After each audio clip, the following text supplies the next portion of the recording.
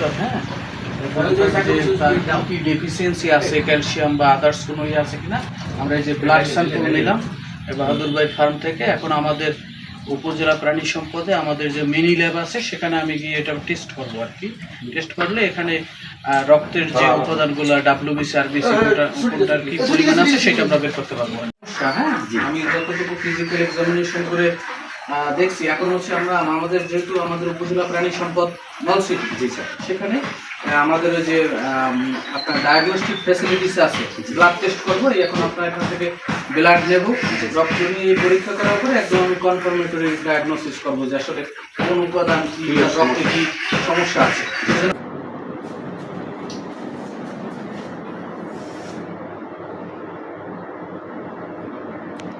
উপজেলা প্রাণী সম্পদ দপ্তর ও ভেটেরিনারি হসপিটালে নলছিটিতে এক খামারির ব্লাড পরীক্ষা কার্যক্রম চলছে।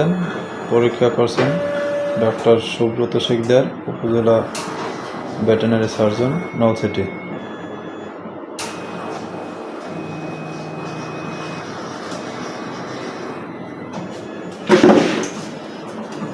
এটা আমাদের ল্যাব।